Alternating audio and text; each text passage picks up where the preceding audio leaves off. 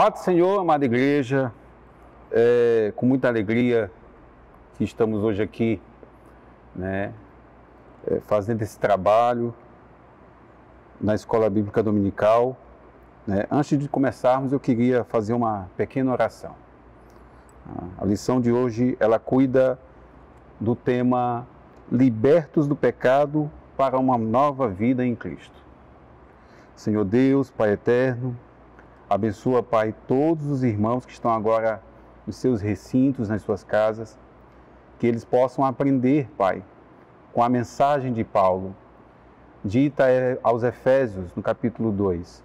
Ó Deus amado, abençoa a Tua igreja, Pai, que nós possamos crescer em harmonia e em graça, segundo o Teu querer. Amém. Meus amados, a lição número 5 trata de um tema bastante interessante, porque cuida da questão do pecado e de uma nova vida em Cristo.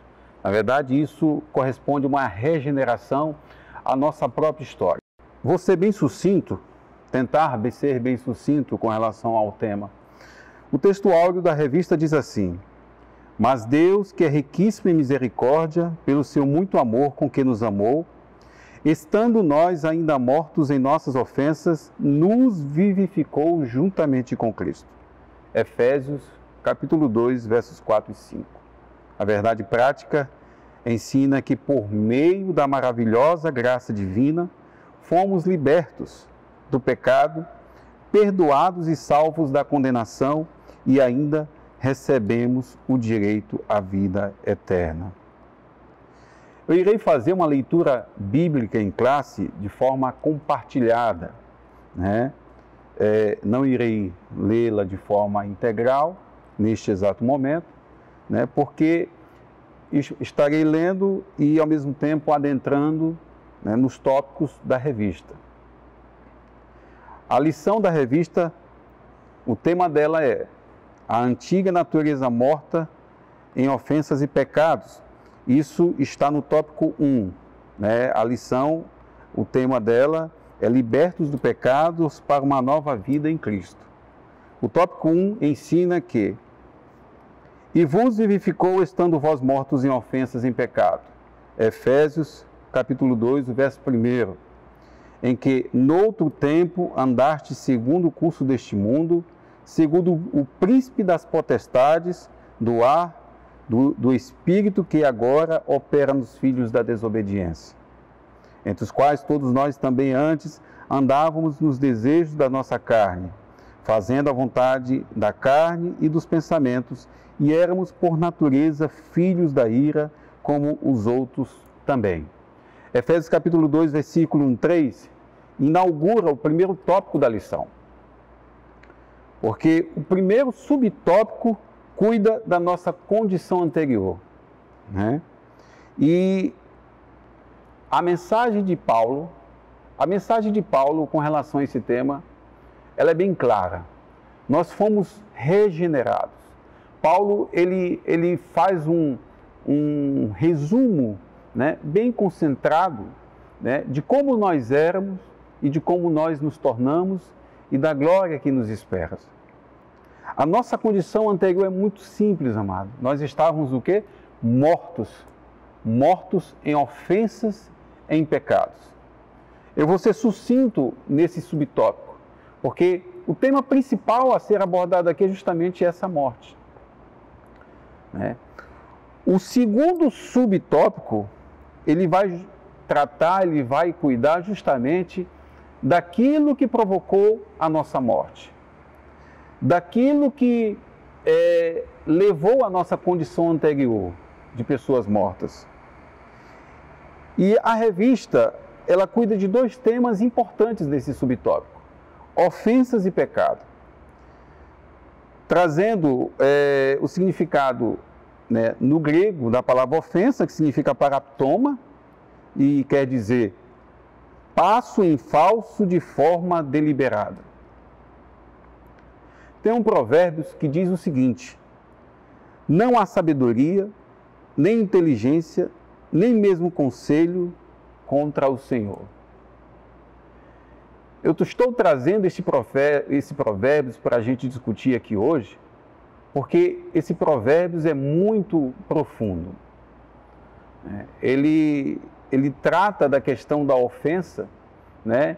E mostra que às vezes a ofensa ela é exposta de duas formas.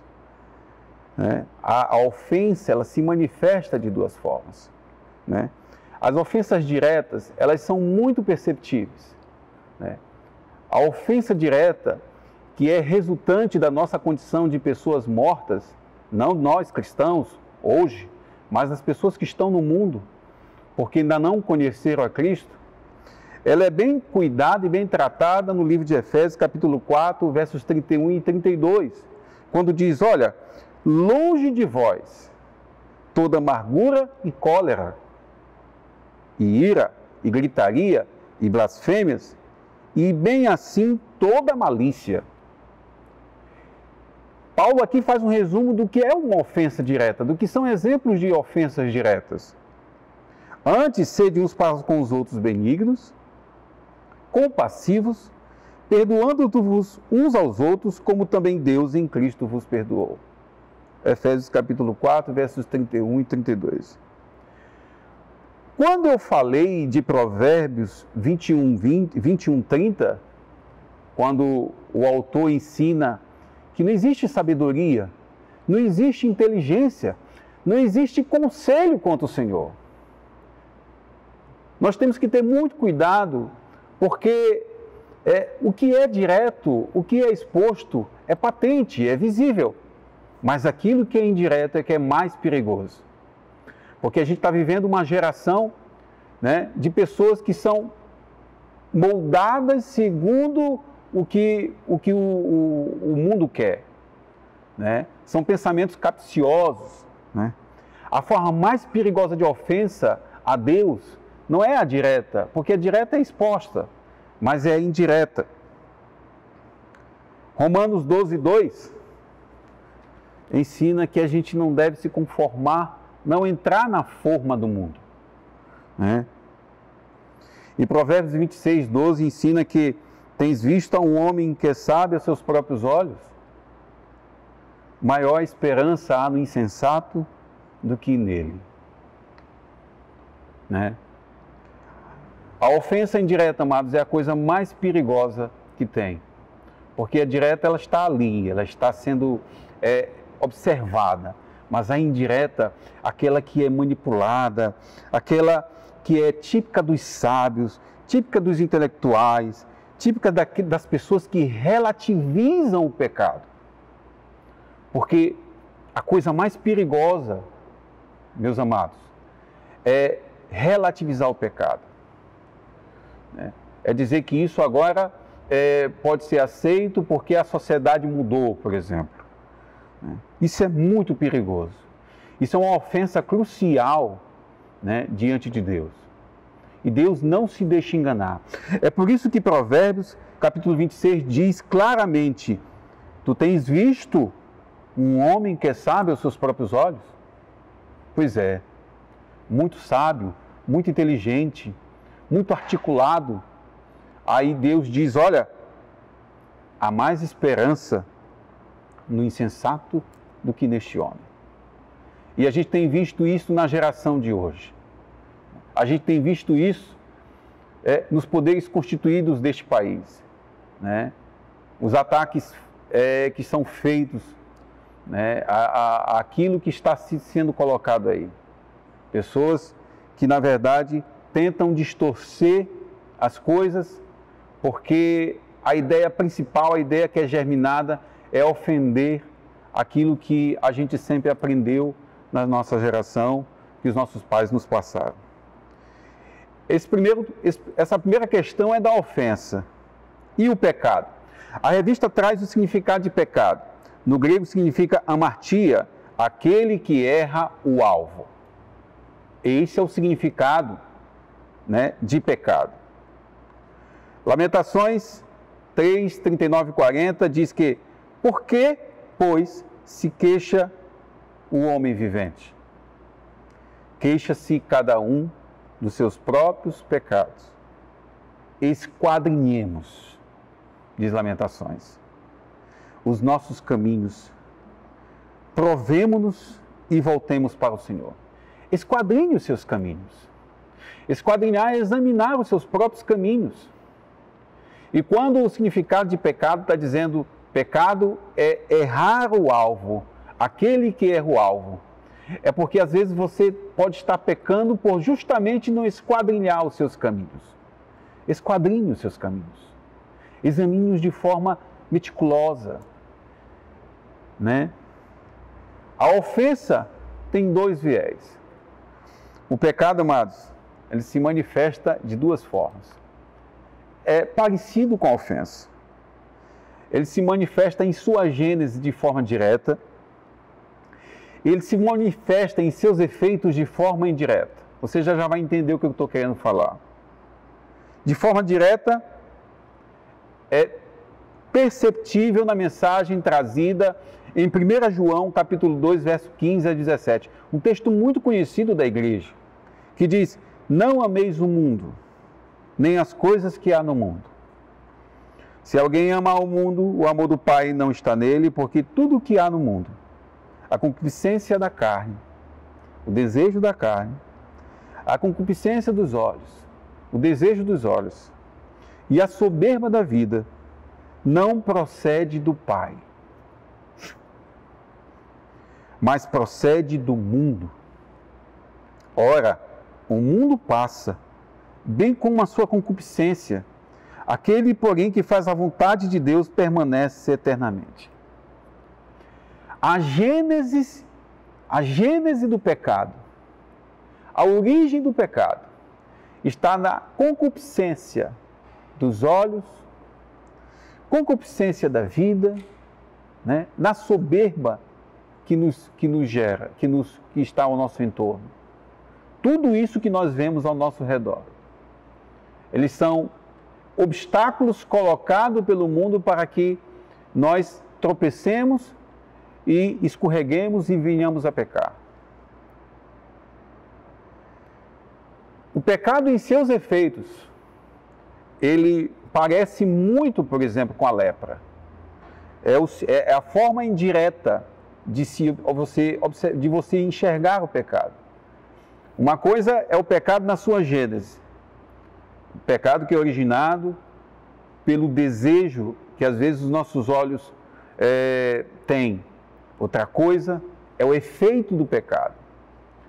E esse, às vezes, assim como a ofensa lá que é indireta e às vezes não é percebida, porque é muito fácil você ver uma ofensa direta, esse efeito do pecado, ele às vezes não é notado.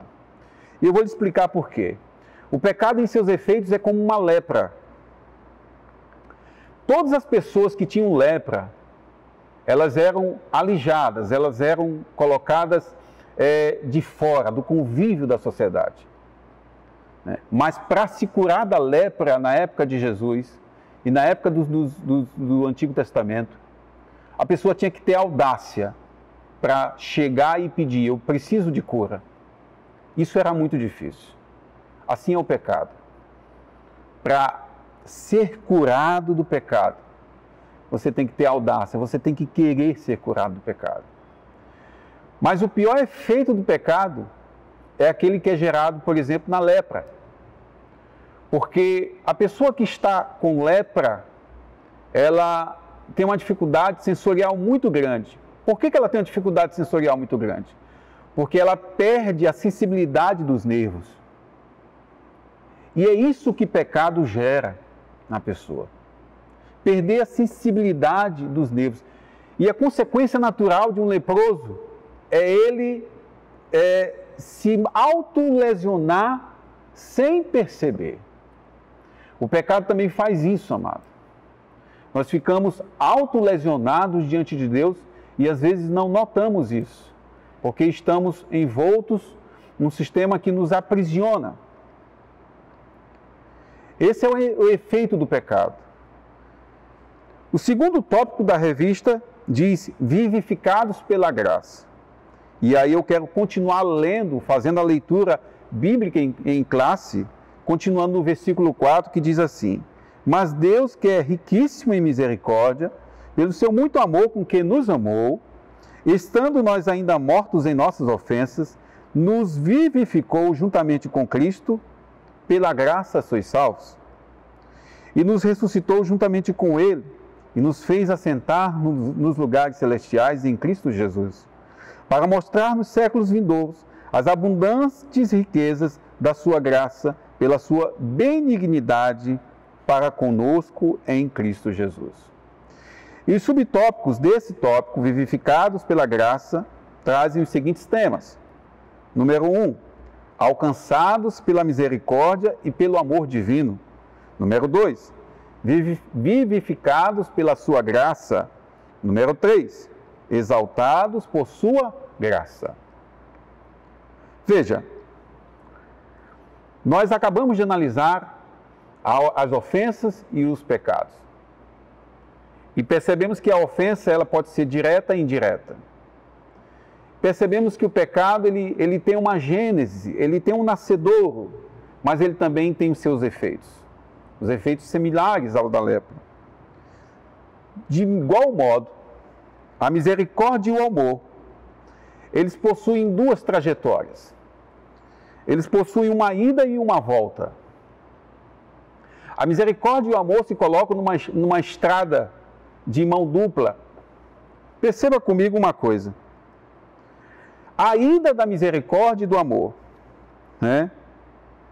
O tópico diz, alcançados pela misericórdia e pelo amor divino. O texto é muito claro. Nós fomos alcançados pela misericórdia e pelo amor divino. Deus nos alcançou com a sua misericórdia. É como se nós estivéssemos nessa estrada e de repente Deus viesse até nós. Deus nos alcançando pela sua misericórdia. E onde é que a gente vai encontrar isso na revista? Logo no início de Efésios 2. Né? Quando isso ocorre? Efésios 2:1 diz assim, Ele nos deu vida. É quando justamente ocorre o favor imerecido da misericórdia de Deus. É Deus nos alcançando, é Deus nos dando vida, é Deus nos tirando do lamaçal do mundo, do lamaçal do pecado. Salmos 32:10 diz, olha, o ímpio tem muitas dores, mas aquele que confia no Senhor, a misericórdia o cerca. Confiar no Senhor, amado, é ser cercado pela misericórdia de Deus.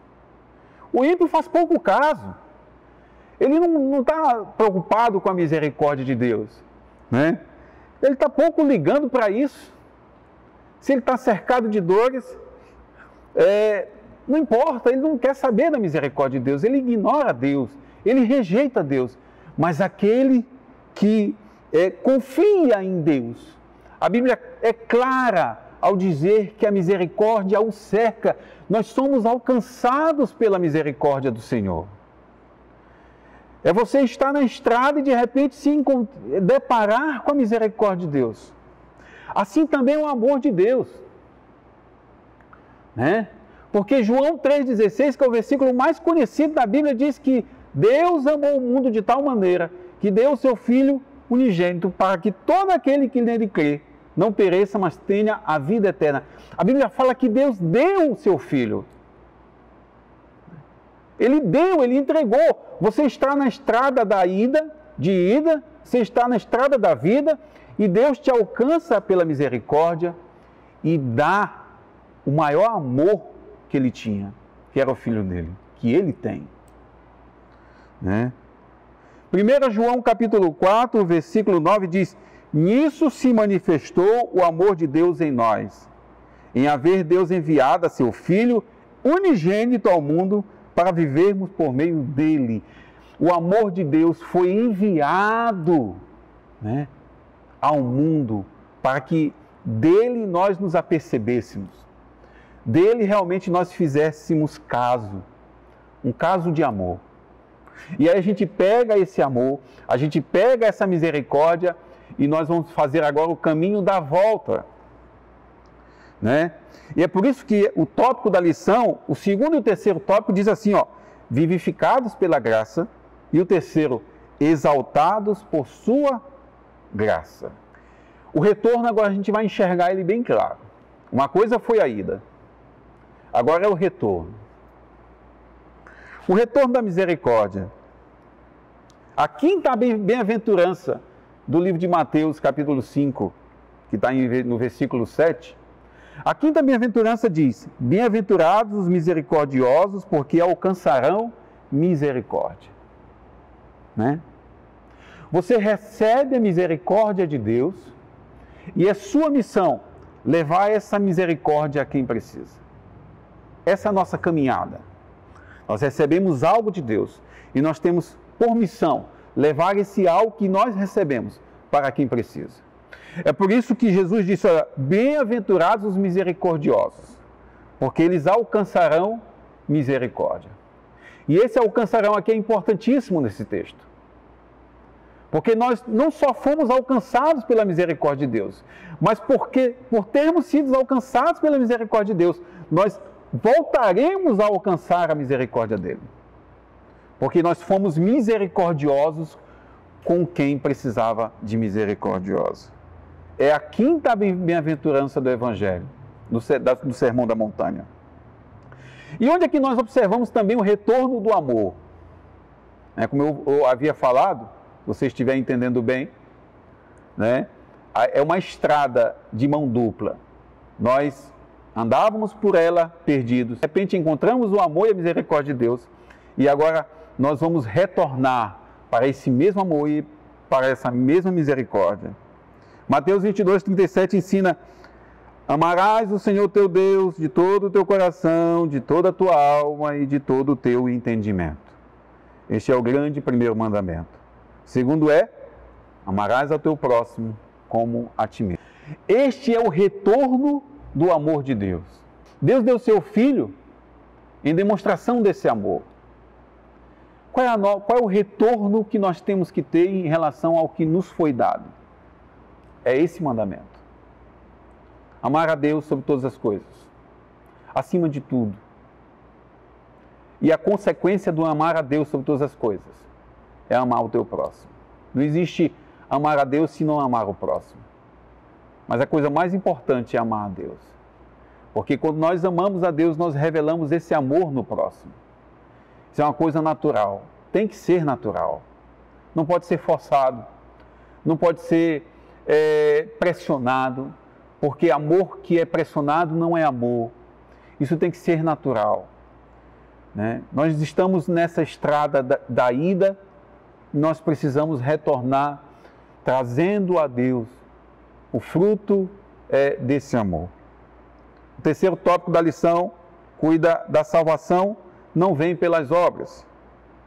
E tem 2 subtópicos: graça como meio de salvação, e o segundo subtópico, obras como evidência da salvação.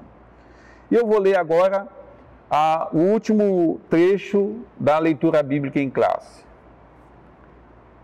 Efésios capítulo 2, verso 8 diz: porque pela graça sois salvos, porque pela graça sois salvos, por meio da fé, e isso não vem de vós, é dom de Deus. Não vem das obras, para que ninguém se glorie, porque somos feitura sua, criados em Cristo Jesus para as boas obras, as quais Deus preparou para que andássemos nelas. É simplesmente um resumo de tudo que a gente viu até agora.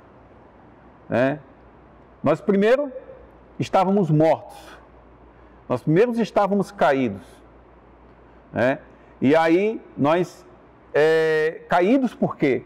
Caídos por causa das nossas ofensas e por causa dos nossos pecados. Há ofensas diretas e há ofensas indiretas, e das ofensas, as indiretas são as mais perigosas, porque elas têm um cheiro de bondade, tem um cheiro de malícia, mas no fundo, elas são sabedoria, são inteligência, são conselhos contra o Senhor. E há também os pecados quando nós estávamos mortos. Nós descobrimos hoje, nós observamos hoje, que o pecado teve a sua gênese. Ele tem sua gênese na concupiscência, no desejo. E o pecado também, ele tem os seus efeitos. e os seus efeitos são semelhantes aos da lepra. Você fica alijado de Deus, você fica afastado de Deus, é necessário que você, de forma espontânea, né, queira se reaproximar de Deus, para que Ele limpe os seus pecados, porque o pecado gera em nós a mesma coisa que a lepra gera, a insensibilidade. Você se machuca sem querer, né? Você se destrói às vezes sem perceber, não é nem sem querer, é sem perceber. Você se autodestrói. E aqui nós temos o segundo tópico, que cuida da graça como meio de salvação e das obras como evidência da salvação. As obras, amados, nada mais são do que a evidência da própria salvação. Quando a Bíblia diz, olha, bem-aventurados os misericordiosos, porque acharão misericórdia. Ele está dizendo simplesmente isso, que as tuas obras de misericórdia, elas são evidências de que você foi misericordioso. Graça como meio de salvação. Nós não somos salvos porque nós temos isso, aquilo, somos isso, aquilo. Nós somos salvos porque nós fomos alcançados na estrada da vida por Deus, né? A graça veio pela misericórdia e pelo amor. As obras são o resultado natural delas. Deus o abençoe, Deus nos guie, Deus nos ilumine nesses tempos difíceis, porque nós temos muito que aprender com Deus. Deus é misericordioso, Ele te ama, né? E Ele te restituiu a verdade. E nós hoje vivemos na verdade, né? Que o poder de Deus, que o amor de Deus continue conosco. Em nome de Jesus, eu quero agradecer a tua presença aqui, assistindo essa lição, né? E que Deus possa te iluminar, que Ele possa realmente nos dar a sua sabedoria, porque a sua palavra nos vivifica. Em nome de Jesus eu quero te agradecer. Amém. Deus te abençoe.